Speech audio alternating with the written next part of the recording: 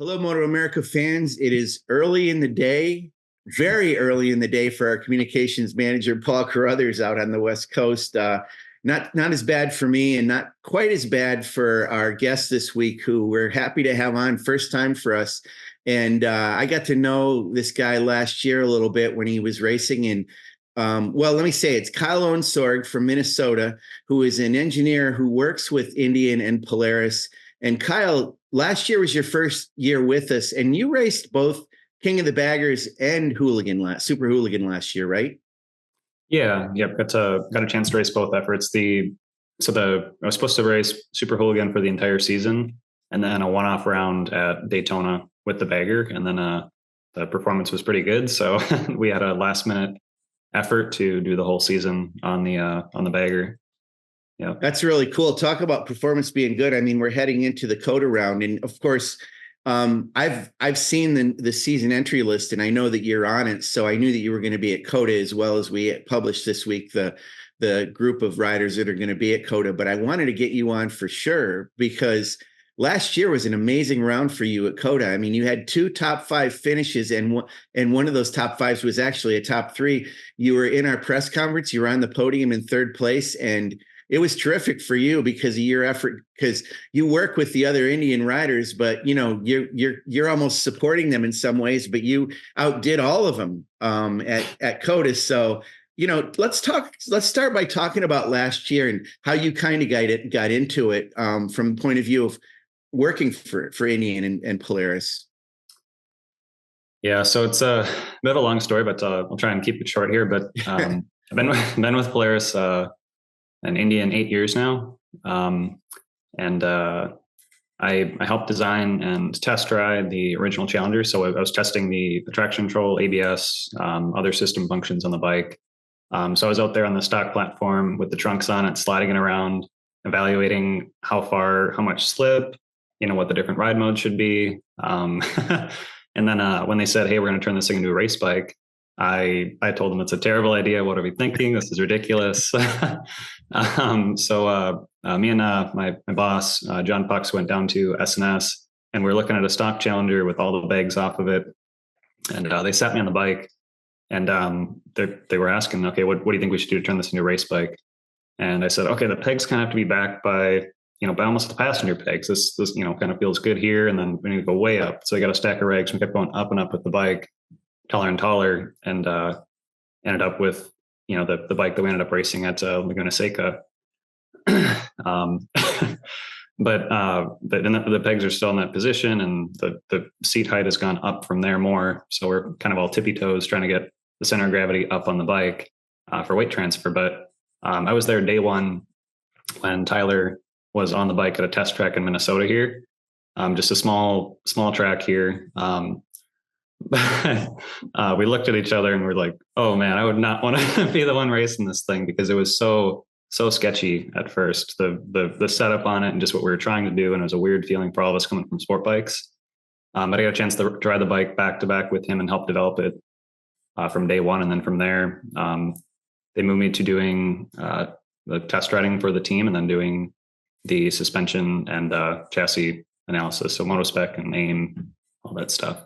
So it's kind of cool, because say you don't have a good race and you're seventh or eighth or whatever you would consider to not be a very good race, and an Indian wins or an Indian's on the podium, you get gratification from having a big part in wherever they finish, right? I mean, that's got to feel good. Oh yeah, no, for sure. So like I said, I was a tuner for Tyler, Bobby, and Jeremy on the back end. So the 2021 and 22 years, if you look during some of the stuff on the riders at the pit wall, it's me running out there with a wrench, turning preload or whatever on the bike. And then when we do the test rounds on the between weekends, I'd be in my leathers, working with the riders out on the bike, riding it, looking at data, revalving the shock, and then saying, hey, let's try this now. Let's try this offset change, ride height, whatever it may be.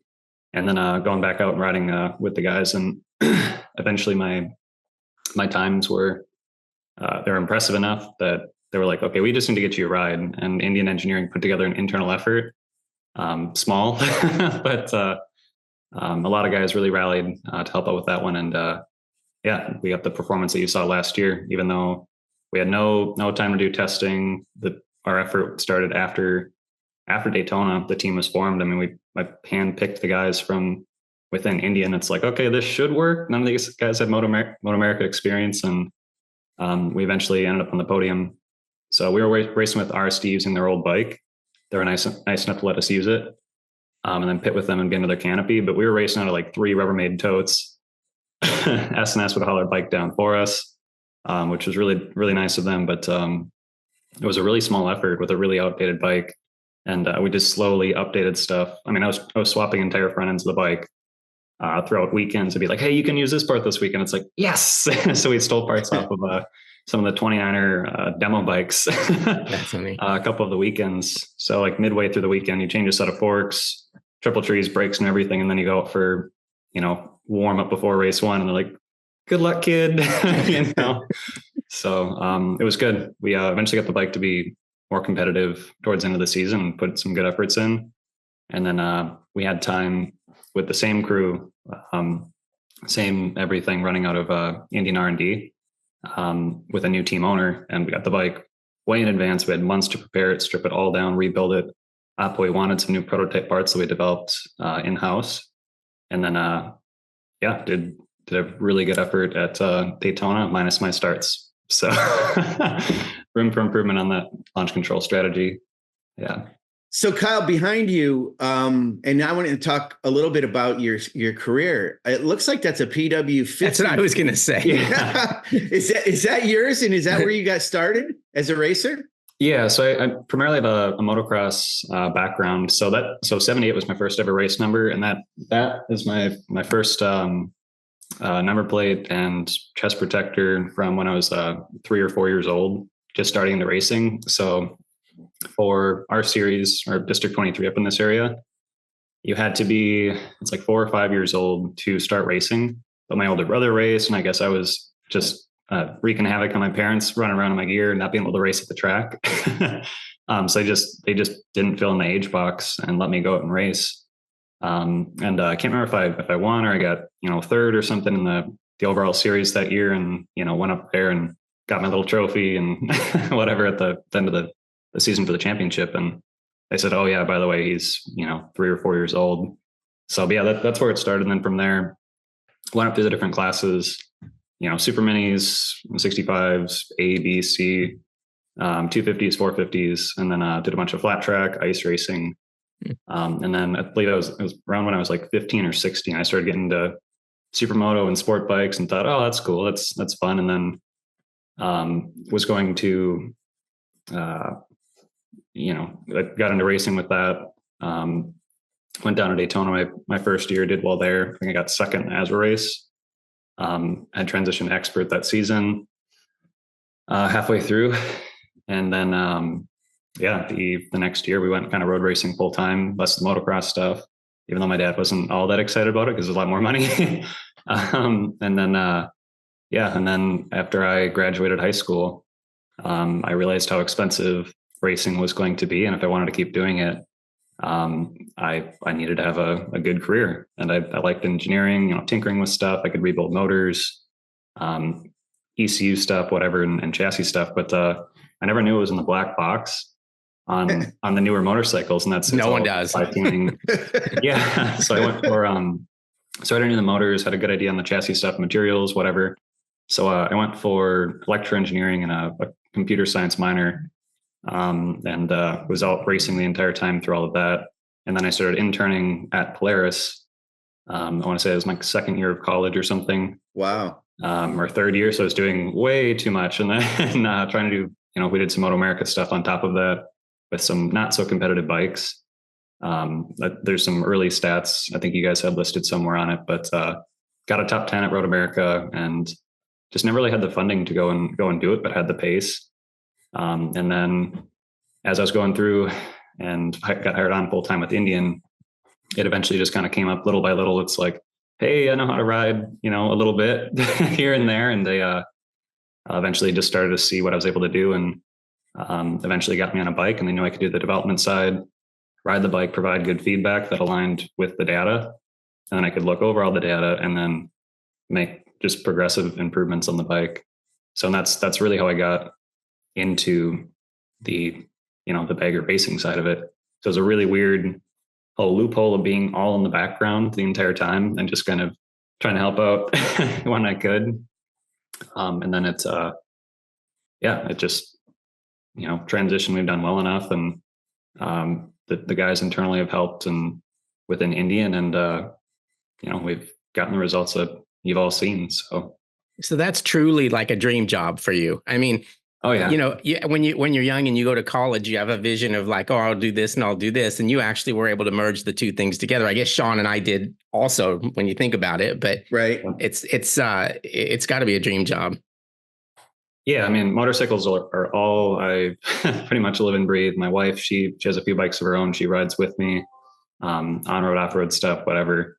But yeah, no, it really is a dream job. I get to wake up, go to work, help design bikes from the ground up, which is pretty cool. I mean, on the tuning side, you usually get the back end of the bikes. So you're always fixing errors or trying to correct stuff of what you want the bike to do. But being internal in the factory and seeing stuff from the ground up, having input from there has been really, really neat. So just learning like different chassis flex, if a swing arm's too soft and it's moving around versus if it's too stiff, kind of what the trade-offs are, and just really being able to understand it from an engineering side and just from the initial start the whole way through has been really cool. So you specialize in maybe chatter? I don't know. Magical chatter. Yeah. I think I specialize more in getting rid of chatter, which is it's tough, but yeah, understanding why you're getting it and whatever is there's a lot to it. So too much flex, you'll get it. Not enough flex, you also get it. Right. It's funny. I actually have an article I've been working on. It's kind of been waiting in the wings because chatter, I learned a long time ago from Chris Lessing, who is a suspension guy with Graves. And he hates that word chatter. He just hates it because it's an undefinable, but I've learned a little bit about chatter. Chatter can be caused sometimes by the tire. Is that correct? Yeah, I mean, if the compound's too hard or the temperature isn't quite right, or there's a low grip surface, definitely. It's like a grip. It's like a grip slip thing. Sometimes, I guess, is what they call it. Totally. Yeah. I mean, there's so many different inputs that go into whether it's chassis or how you have the weight balance on the bike. If you're overloading or underloading, you'll get that same effect. But figuring out why is the tough one. So, well, because there's so many causes, obviously, that's probably it, right? Yeah. Yep. So Paul knows this, and people that follow us know that I always like to recognize the wives and girlfriends. So last year I was able to meet your wife, Kyle, and let's talk about her a little bit. So she's on your crew. She was on your crew last year. You mentioned that is she an engineer as well? And does she also work for Indian Polaris? She's not with Indian, but she is a software engineer. Yep. Before I met her, she had no interest in motorcycles, kind of, never rode. Now she's, she can revalve shocks. She works with customers through our own suspension company, General Engineering. So she has, all these grown men coming up to her basically saying, my bike's doing this. And then she's able to go through and fix it with or without data. But she's gotten really proficient with the AIM chassis analysis stuff. So I'll come off the track and tell her, hey, I'm struggling in this section. Can you have a look at it? And then I can debrief with the rest of the guys and then go to her and she'll say, hey, it's pumping here, or the shock's moving too quick, or, whatever. It's a whole, she's gotten good at diagnosing feedback from riders, I guess. And then she knows the chassis enough and she rides enough that herself that she can translate those and knows what to look for. So, but she works with Chloe, quite a bit, and they become good friends. I was going to ask you that. I figured they did. I mean, she's all about AIM Chloe, so that's good that those guys work together. Did you guys meet in college? Yeah, we met when we were in college. Yeah, that's cool. So Kyle, I got to tell you this. I met my wife in college. And my wife's an English teacher. Middle school English teacher. So she and I have conversations all the time about dangling participles and things like that. Do you guys have conversations about engineering? Like, obviously you do on the track, but do you do it at home too? Oh yeah, every day. Every day because I mean, there's portions of stuff that she knows, and then portions that I know. And since I've been doing motorcycle stuff my entire life, she has questions of like, hey, so when you're on the bike and suppose this happens, what would you do? And it's just a never ending thing. So we'll be looking at, well, a shock apart or something, I'll have a shim stack out. We'll be going to revalve it, whether it's for motocross or road race. And she'll ask me, what's the force velocity curve look like, with that change, which is, the top tuners in the world, that's what they're looking at. So she's learning and she's asking the right questions, but yeah, it's pretty much an everyday thing. She's got some new question or some new thing that we're trying to work out together. So it's a really cool opportunity. I mean, I get to travel around with my best friend, That's so good. We have so much fun with it. Cool. And the whole team, it's all, I mean, none of us are getting paid to go and do it. It's just, and thankfully a couple of people that I picked within the team, they were in my wedding as well. And it's not just that they were friends within the company, it's the right people that you want. So, but it's a small team. It's my wife doing the data acquisition stuff and helping out with whatever other components. And then, was it three other guys from within Indian, that come to the track with us. So it's, Shane, Williams, my crew chief. So he actually was the, was a project lead for the original Challenger when that came out. And, have John Acker, he's my lead mechanic, and he's the main tech within Indian Motorcycles for the Challenger platform. So he helps out S&S there, kind of back and forth a little bit. If they have questions they get stuck on, and Shane actually rebuilt my motors with some other guys in Indian, but it's quite capable there. And then Dave Shea is my engine calibration guy on the team. So he's one of the top guys within Indian for that stuff. Wow. So that's pretty cool. Yeah. So I have to ask you, that's our whole team. Oh yeah. One photo. And then we had our 3 totes, and yeah, there you go. And that's small effort. And that's your trophy from COTA above there, the third place. So pointing that out, I want to ask you about that. So Paul alluded to this. You get excited if your guys win, but you finished ahead of all the Indians at COTA in both races. So obviously no team orders. If there's a situation, I mean, do you have to defer to them, or do you just do whatever you want? I mean, what's your mentality when those guys are out there?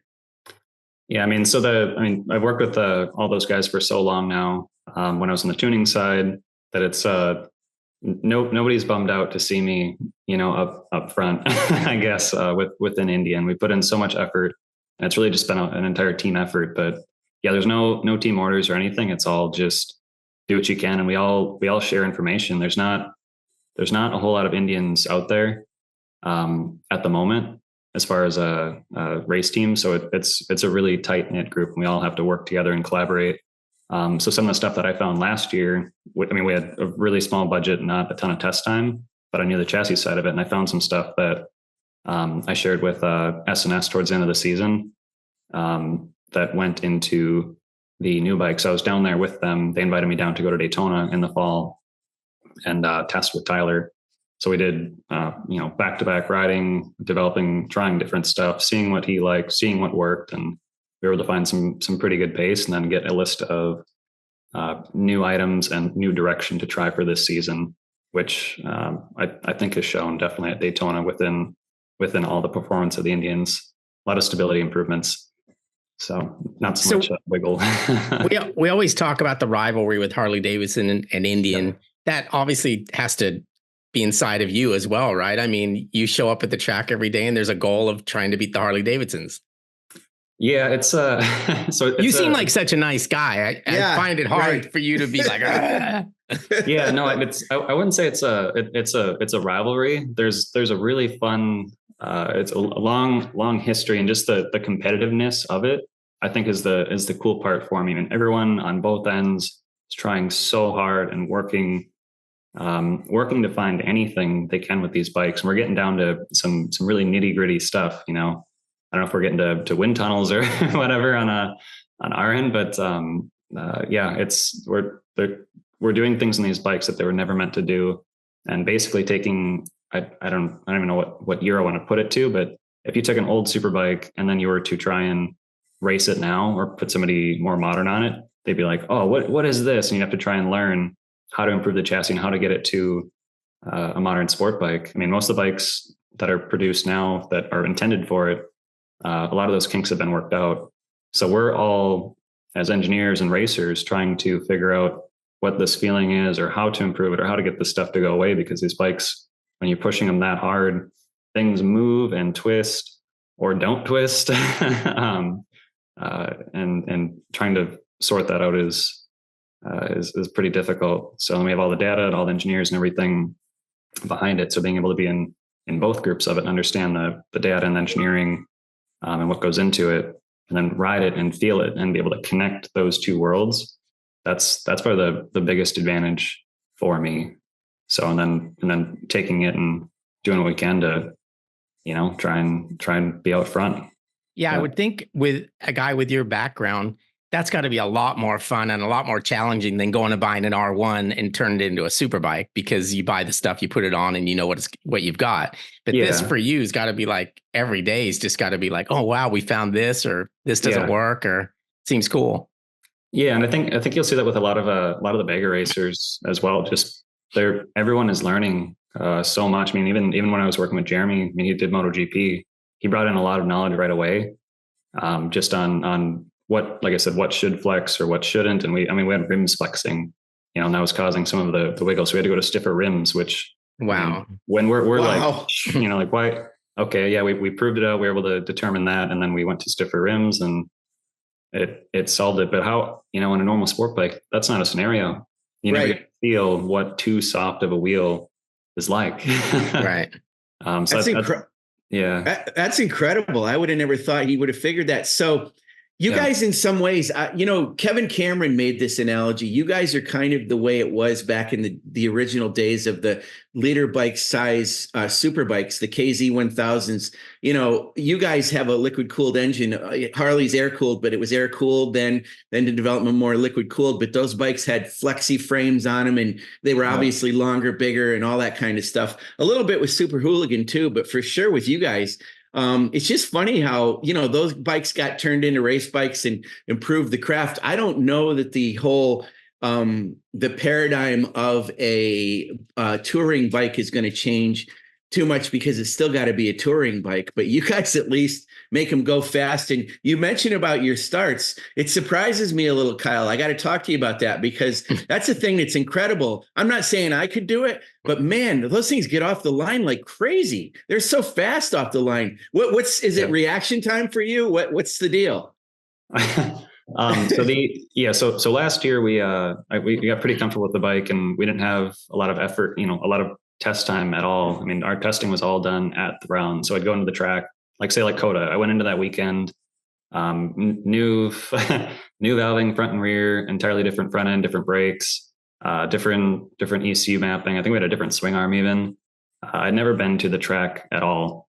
I played it in a sim, trying to get used to how many turns there were and what we were doing. But I went into the weekend just like, oh boy, I hope all this works. No testing prior with basically an entirely new bike. And we had a long ways to go as far as development and trying to catch everything up. So the entire weekend we're going out making huge changes to the bike. And every time we do it, it's in the right direction. It's always, for the most part, data driven, along with my feedback. But it's, but that was most of our season. Just, man, we're going into the weekend, no testing, best effort. And, launch control, I just didn't use it last year. I was just, okay, I knew if I started at the X RPM as a decent start, if it was above that, I would wheelie, whatever. And it's always good at starts in motocross. So it's never been an issue for me, but we tried launch control at Daytona. We thought we had a strategy that was going to work. And the first time I did, I had a good jump, was lined up to get around Gillum on the start and kind of go into that front group, but I hit paint. So the wheel spun up. So the wheel spun up. You can see it go like this. My face hits the tank, and then I get to the end of the paint and it re-grips, then I wheelie. So the clutch was already all the way out. Everything was done. So I was like, dang it. Okay, good start. Launch control worked. And then I went into the second one, And we're using a GPS speed, which is not, because we can't have wheel speed inputs, to shut off the launch control when there's movement. So, and because it's a little bit slow, we found out, and not quite as accurate, right? Because it's not an exact pinpoint. The launch control sticked on for too long. So I had the clutch all the way out and I'm going, but it was still holding that RPM. And then it finally shut off, and, everyone else had already gone. So it's either don't use it again like last year and just rely on what I know, or what we've done is go a different route with the strategy for the MotoGP round here. Yeah. So talk a little bit about Daytona. You got sixth in both races. Were you happy with that? Did you get to battle with anyone at that point, or were you stuck by yourself? Because I know at Daytona, if you get stuck by yourself, it's incredibly hard to go forward. Yeah. So the first race did not get a great start.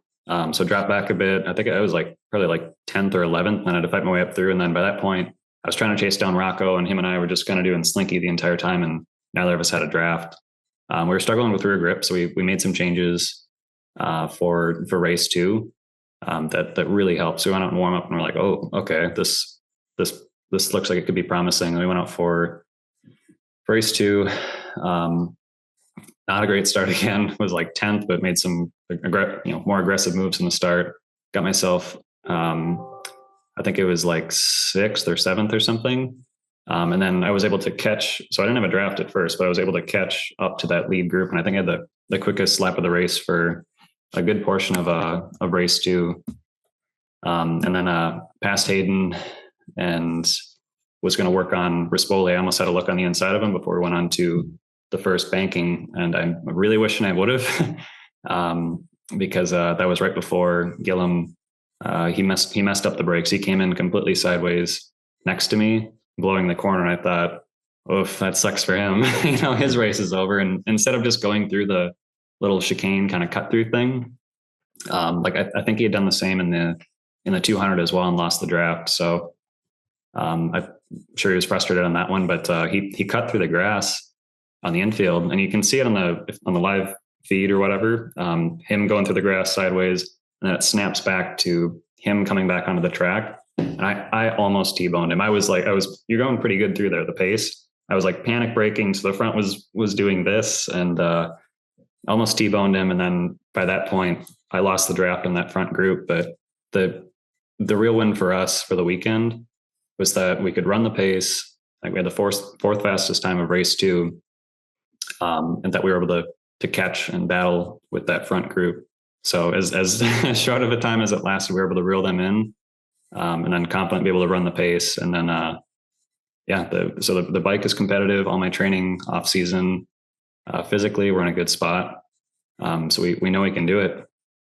That was the big win for us. So I wouldn't say we're happy with the 6th. I mean, we had better results last year, but it was, everyone finished the race and we were still right in that mix. So yeah, they always say getting out of Daytona with good points is right. Yeah. So the potential for your program this year is bigger than it was last year, because you were kind of unknown. I don't mean unknown as a rider, but it was unknown as far as what you were going to do. You got some encouragement at COTA, and then this year going into it, you put together a program based on what you did last year and made improvements, right? Yep, exactly. So like I said, last year the team wasn't formed, and we weren't planning on going racing baggers. So it wasn't until after Daytona, and it was a week before Road Atlanta, that we actually had a team assembled. And then from that point, we were trying to update basically a 2019 bike to be competitive. But it wasn't all right, here's a bunch of budget, here's these parts, have fun. It was hey, here's enough to hopefully get you through the season. We're talking under $100,000 and that's hotels, flights, everything. Wow. Any bike part. So we really, S&S helped us out a good bit. So we got some of their parts from the previous bikes. But even by the end of the season, we weren't even up to a 22 spec bike. So Bobby's bike and my bike, they looked similar, but they were pretty far off. And we were just trying to scrap together and find whatever we could between the rounds to get the bike to where we needed without having test time or budget. The only times I got to ride the bagger last year was just at the MotoAmerica rounds, and it was typically a new track for me. So, and the bikes developed to the point where you can't sneak parts out of the back of the shop and use. No, and that's where it was a little bit. It was kind of interesting because they had built the 29er bikes that they've sold now, but there was one sitting at RoadAmerica on display that had the good swing arm, the good triple trees, the good brakes, good forks, and we're just sitting there like, man, if we could just race that one, we know it can be competitive. I mean, I've tested with those guys, helped develop that bike. I know I can run the pace on the same bike. So they since it was just sitting there, and we got the approval to run it. It was after hours, after all the fans, everyone had gone home. They said, yeah, you can take the bike at the end of the day, and swap out the entire front end. So after all the qualifying, everything, we went and swapped out the front end at night. The two bikes were lined up. We got some photos of it. It's pretty funny. And it's kind of like a, hey, don't tell anyone type of thing, whatever, don't crash it, and see what you can do. And we were able to prove that with those parts, we were able to run. I ran over a second and a half faster, but from that point, you have to redevelop the bike. You're swapping half the thing, Right. So it's like, is the valving right? Should be, I stayed up late and revalved the stacks and whatever. And then, different springs but the brake feel, everything is it's all different.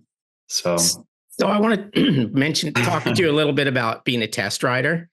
Yeah. And I always think about this with the MotoGP guys. There's got to be a fine line there. You have to go fast enough to make the stuff either work or not work, but you also have to have a line there where you don't go crashing the bike all the time. Is that sometimes I would think that would be more difficult than being a racer.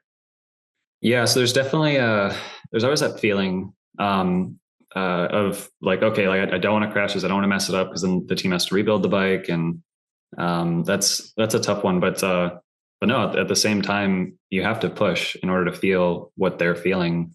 And fortunately, my riding background was always riding around issues and then having to solve them, because we didn't have money ever to go and throw out the problems. So that's kind of how I learned the feel and what the bike should be doing. And but yeah, so I was able to match the pace always of Jeremy and Tyler during the tests. So and I had, as a tuner, I could feel what was going on and know what to change before I even got off the bike and looked at data.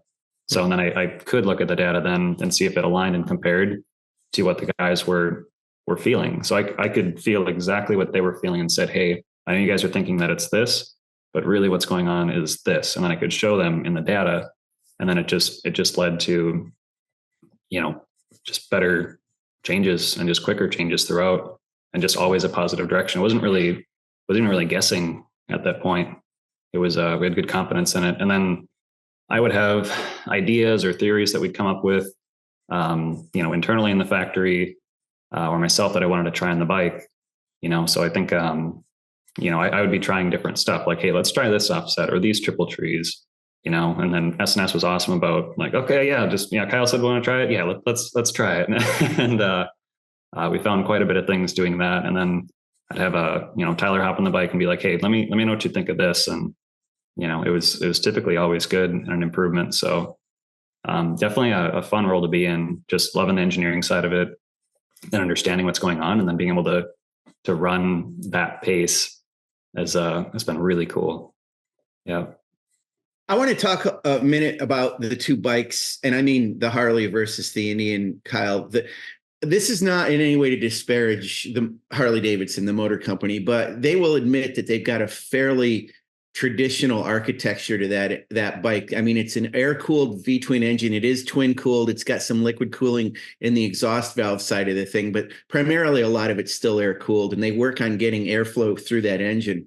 You guys have a pretty sophisticated engine. I mean, it's liquid cooled. It's pretty serious. I think you can run higher rev limits than the Harley, or? Yeah, I think I believe we're at 77 or 78 100 that we have, and I think they're 72 or 74. Right. Yeah, can't remember. Yeah, it used to be wide open. So, and right. You could hear it if you watch the old videos versus the new stuff. everyone's shifting earlier, basically. But the engine is kind of is a weapon. I mean, what do you think about that engine and the fact? What do you think about that bike in general? I mean, I understand it's a touring bike, but it's pretty sophisticated, right? Yeah, even like I said, I was riding the bike when it was in stock trim and helping, slide the thing around and do some of the kind of what we're doing now. I mean, you're not going to drag me on a stock bike, but you're scraping stuff on the ground and trying to do more performance activities. It's extremely capable, that whole platform. So even just in street trim, that's a really fun, proper bike. That's my most favorite bike within the company. You think it'd be the FTR 1200, but that Challenger, that's a good platform. So just fun, nimble, plenty of power, and there's room for more, as we've shown. Yep. And I mean, yeah, and the Indians have always been known for having the top end, right? So the longer tracks with long straightaways, we've always had an advantage in that regard. So last year towards the end of the season, I didn't have the same package as the factory team. So my bike was about the same down the straightaways, I found, as the Vance and Hines bikes. The factory bikes I could hardly keep up in a draft with. And then Harley was towards the end of the season was a bit quicker than my bike. So that's how they compared. And then this year, I mean, we found some more in the motor on the SNS side, and testing internal. And then Harley obviously found some gains as well. So everything kind of got reshuffled, and I'm not sure if we have that advantage anymore. We'll see at COTA, that long back straightaway. We'll learn some more there, but between the two factory teams, I mean, it's really close. So closer than it's been in previous years, and I think Harley has definitely had the chassis in the past. I don't know if it's just the way that they develop it. There's less stress, and the tube structure, they're able to do some different stuff with that. But yeah, we've had motor we've relied on in the past, and that's kind of gone away now, but we've made so many improvements with our chassis and found some stuff that it's even the playing field in both areas. So they caught up with motor to Indian, and then we caught up with chassis. That's cool to them. So that's an interesting observation, something to look at for fans to see how that develops as it goes on. You surprised me a little bit. I mean, I guess maybe not, because you are racing in King of the Baggers, so it would make sense that you would say the Indian Challenger is your favorite. But for me, from my perspective, being kind of afraid of that big Leviathan, that I relate more to that, the Super Hooligan, the FTR. I mean, I love that bike. I love to watch that thing go around the track. I don't think I could probably ride it. I couldn't race it, but my point is it's just a cool bike that worked great in flat track, and it's doing great in Super Hooligan as well. I mean, Tyler won the championship with that thing last year. So it's a pretty versatile motorcycle, and it probably is going to do pretty well this year too. Do you miss, you're not going to ride in Super Hooligan this year. Do you miss riding it at all? So honestly, no. Yeah. I really, if you ask any of the guys, I mean, they might tell you a different answer, but we prefer riding the Baggers much more. Wow. Honestly, it's more comfortable. It's more predictable, and just less twitchy, I guess. Kind of I think they found some different stuff for this season, so I've not been involved in that effort, more just the Bagger effort. But when I was riding it, it was a twitchy death machine, kind of no matter what we did with it. And so we found out, and I didn't really get a good effort at running that series. Unfortunately, we didn't find out until the end of the season that there was fuel getting on my tire, only under extreme hard brake conditions. They didn't have a one-way valve on the tank, so when I'd brake, race brake effort, gas would go down to the belly pan and then mist onto the tire, and then it'd evaporate by the time I got back. And so it was intermittent. So if I was up for practice or whatever, it wouldn't happen. And then if it wasn't a really hard braking corner, everything was fine. But it was only during qualifying or race efforts that it would happen. And that's what caused my crash at Daytona that everyone saw, and the crash at COTA during qualifying. And throughout the year, we were trying to figure it out. And we had limited people, limited resources, really. The bike, it wasn't at the R&D facility like the bagger was, so we didn't really get to get hands on it or do any testing. We just go on the weekend, and RSD would be looking for stuff and be like, okay, we think we found it. The frame was bent. Let's try this now, and let's go to the round. And I'd go out for 2 laps and do some hard braking, and then go to the edge of the tire, and the thing would snap out on me. But it wasn't every time. So that thing was horrifying to ride in that regard. But even if it's not getting fuel in the tire, they're still pretty uncomfortable to ride as a whole. So I didn't realize they look cool going around the track. Yep. So Larry Pegram he replaced Bobby. Bobby got a superbike ride. Yes. Which was awesome for him. I know he's more excited about that. He did not like riding the FTR, so he was not bummed out about that. But yeah, so that bike didn't have the issue. They had a check valve on it, and then Pegram rode it at Laguna Seca, and I just refused to ride it. I'd go out, try stuff, almost crash my brains out, and then go back in, and it's like, guys, something is very wrong. Like, I cannot ride this thing. Something's getting the tire, and they kept telling me, no, it's not, whole thing. So I just focused on the bagger, and then they rebuilt Pegram's bike, and he went to Coda, and they didn't put the check valve in. So he came off the track, and he's saying, I can't ride this thing. It's doing this. It's trying to kill me. It's stepping out. Wow. And then the whole team is just like, everyone's like, what do we do? Everyone's freaking out. And you can see during qualifying, whatever, we're just sitting there on the wall because we can't ride the things.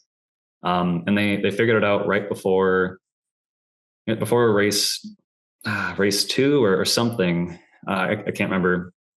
But so I missed qualifying. I wouldn't go out and ride that thing. I already crashed that weekend because it was stepping out on me, and I was trying to just ride around it. And so I didn't qualify. So I think I gridded up like 45th or something on the grid. So way back there. And we knew the fuel thing was figured out, but I think I made it up to, I think it was 7th or 8th within 2 or 3 laps. It's incredible. Or something. So there's a lot more development and stuff we could have done on that bike. It's like I said, it's a bummer we didn't really get a good chance to develop it or really have an effort with it, just because there was an issue that we just didn't solve or didn't have time to solve, basically. And I've had so many moments on that thing because of it, that even when they did get it fixed, I had no confidence in it. It was the first time I was really actually able to ride it, and yeah, bit of a bummer. So, hey, Paul, I know we're getting close to being out of time here, but I got to ask Kyle 2 kind of quicker questions. So off the wall stuff. Kyle, have you spent your entire life in Minnesota? Yeah. Yep. Born and raised here. So you have no accent. You got a little. Yeah. No, if you start going more north, then you kind of get it. I still do like the Minnesota. It's not, you don't do the hard O. You get it here and there, but you really have to be going more up north or kind of the Dakotas before you get that. Yeah. The real one. Yeah. You get this one, Yeah. So you're used to hearing it, but yeah, you don't have it too much, at least in my mind. The other question, this is very off the wall, but since you started out on a PW50 and you were a motocross rider, I have to ask you about one of my all-time favorite people and one of my all-time favorite motocross guys. They were both motocross. Donnie Schmidt. Yep. Do you remember him? Yeah, I mean, yeah, that was I was born in '94, so he's pretty young. Yeah. Okay. A little bit before then, but I hear all the stories and everything, and there are jumps here at the local tracks that is still the Donnie Schmidt tabletop or whatever. So It's I loved that guy, and the thing about him was he started to make a transition to road racing too. He started to ride, I think, a YZF 600 towards the end there. The other guy I really love is Jeremy Martin too. I just you probably know him. But I grew up battling and racing with him in the Dungeys as well. So the Dungeys, yes. Yeah, Ryan Dungey's younger brother Blake. We went to the same school, grew up in the same town, so we all ended up racing together. I was good friends with them, but. Yeah, they went the motocross route, and I was along that whole path as far as Loretta's, like traveling around the country with my family, doing all that stuff. And then that was kind of going to be my path. And then got into road racing a bit. Like I said, it didn't make my dad too happy, but went out, got my own bike, leathers, everything. And, got into that on the side, but, the main focus was still motocross at that point. And then, did really well on the sport bike stuff, and then got some sponsors, some support. And that's kind of what we could afford to race, and then when I was in college, that's really all I could afford to race. Yeah. With the help and sponsorship that I got. Well, we know that you didn't make your dad very happy, but you've made us very happy to be on the podcast, but also to be a road racer, and what you're doing with Indian. I mean, it's great. The rivalry is terrific. You're getting up there with those guys and mixing it up. It's a cool story to hear about what you're doing with your wife and everything too. And like Paul said, it's got to be cool for you to, you're kind of living your best life right now. And that's really, really, we're happy for you on that. We can't wait to see it. COTA in won't be long now, a few days. We'll be down there. So, but yeah, thanks so much for being on with us this time, and we'll catch up to you when we're at Austin. Yeah. Thanks, Absolutely. Kyle. See you in a couple of weeks, or less than that, I guess. Yeah. All right. Bye-bye. Yeah. Appreciate the time, guys.